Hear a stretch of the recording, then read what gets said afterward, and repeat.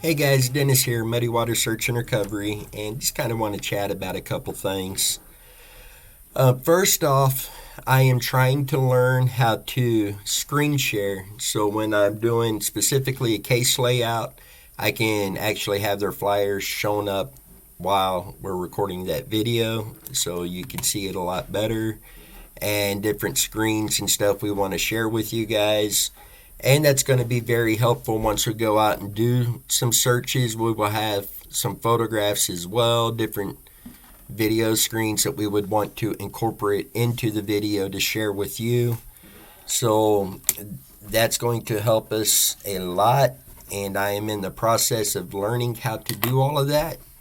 I'm still old school. I still like putting everything on paper, but I am working to get there, and I think it'll be a lot better video quality. But on top of that, I think that you will get to see better pictures of those who are missing. I mean, I do try to get the missing persons flyer moved over to our Facebook page, but this would just be a faster way for you to have that information a lot quicker.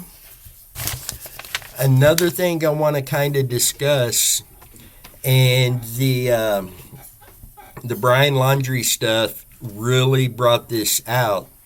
I've had people ask me, you see a lot of evidence that, or you see a lot of things that points to this person being guilty. Why don't you come on here and just call him out as being guilty like so many others do? And I've got a very simple answer for that. We live in the best country in the world where our personal rights and liberties are recognized. And when it comes to saying somebody's guilty, we have a process that is guaranteed and protected by the Constitution, and that is the right to a fair trial, a right to be tried by a jury of your peers. Without an individual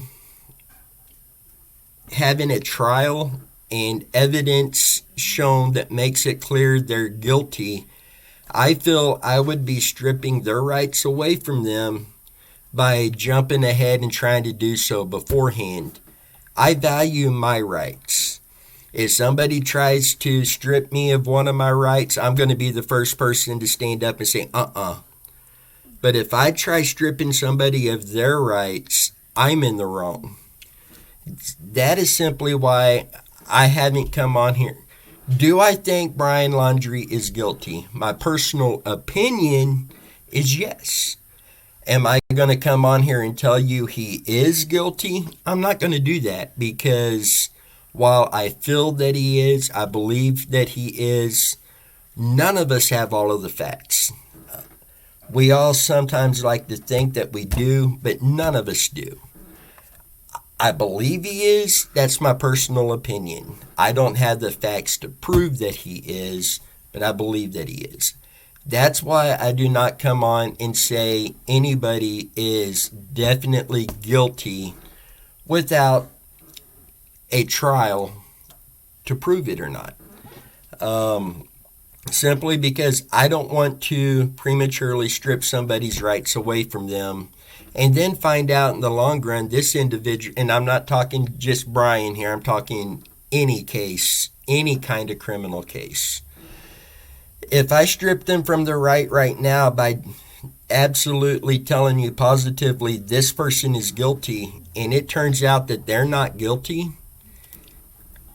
there is a lot of things. There is something called slander that could be lawsuit. There is a chance of criminal charges for somebody doing that.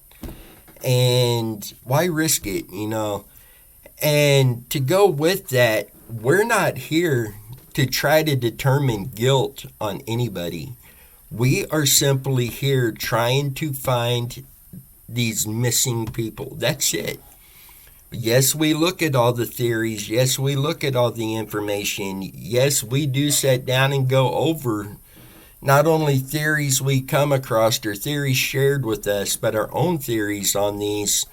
But we're using this to find locations that need to be searched, not trying to find, okay, this person absolutely done it.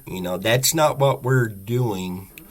We simply want to find these missing people. So hopefully that kind of clears some things up. Many of you have shared your theories with us on many of our cases. I can tell you there's a lot of it that I agree with you, that your theory is a possibility, a strong possibility in some cases, but I'm still not going to come out and give absolute guilt or absolute innocent. And speaking of that, I'm not talking about just claiming somebody's guilty. I'm also talking about claiming somebody's innocent. I don't want to claim somebody innocent and 6 months down the road find out they're guilty, because that's on me for pushing that they're innocent. There's only one case that I will tell you that somebody is innocent, and that's the Randy Leach case. Many people out there try to push this, that for some reason that Harold was involved in his disappearance. I'm telling you information I've uncovered, information I have seen. There's not a chance of that. I can tell you Harold is innocent. But again, my opinion based off of facts and evidence I have seen. So with that, that's the only time you're going to hear me argue something, is because I've actually seen facts and evidence that says he's not guilty. So because there's facts and evidence, I'm okay to say that. Now, hypothetically, let's say, John Doe with this case, he said he's innocent and his best buddy says he's innocent. I'm not going to come on here and tell you he's innocent because I don't know. I haven't seen any facts that show he's innocent.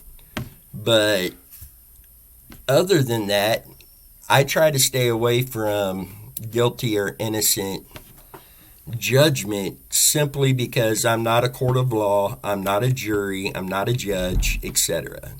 So I'm hoping this kind of helps you understand where I am on that. And then tomorrow evening, we're going to be doing another live feed where we talk to you, answer any questions. If you need me to kind of be more clear on that, if you have any questions on that, please jump on the live feed. Let me know. I will get those questions answered.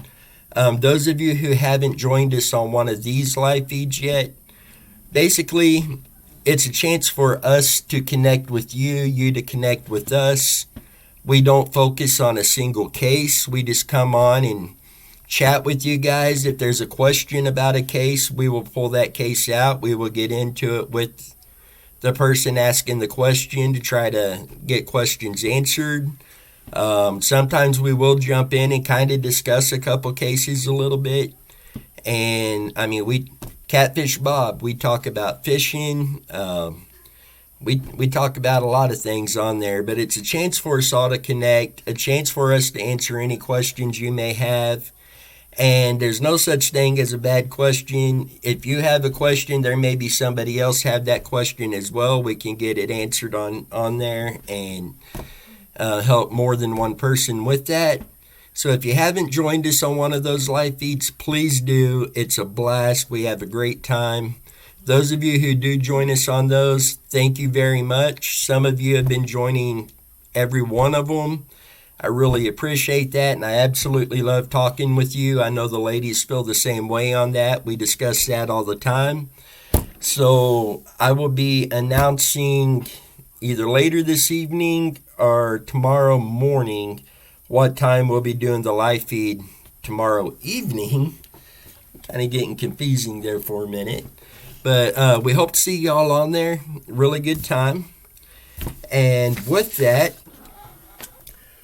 we do have a new case that it's different.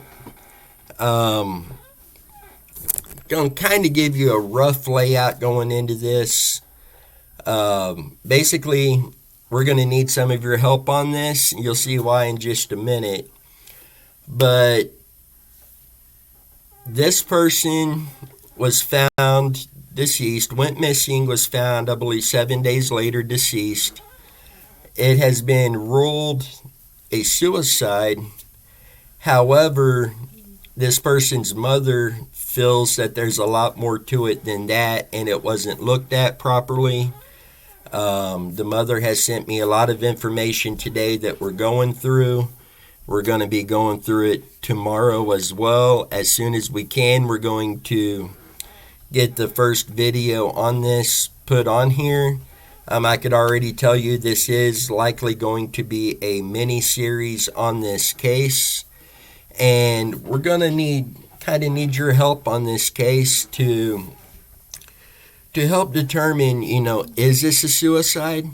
Or, is there foul play involved in this? Or is it just an unfortunate accident? And the accident I can pretty much rule out at this point. My opinion, it's either suicide or it's foul play.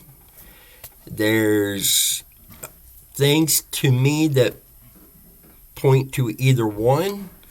So we'll be kind of needing your help going through this case, and we will do it in video form first. We will do the first episode.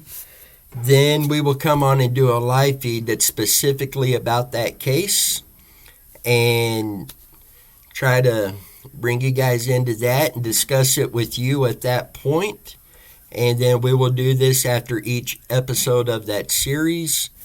And again, this is completely different than what we're used to doing.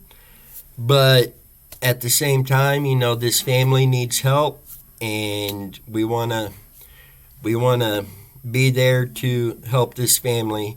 Regardless, either way that this turns, this family still lost their loved one. So please be sending your thoughts and prayers to that family. And these videos will be coming very soon. So with that, I'm going to jump off of here. And I hope to see you tomorrow evening on our live feed. Till then, you guys stay safe.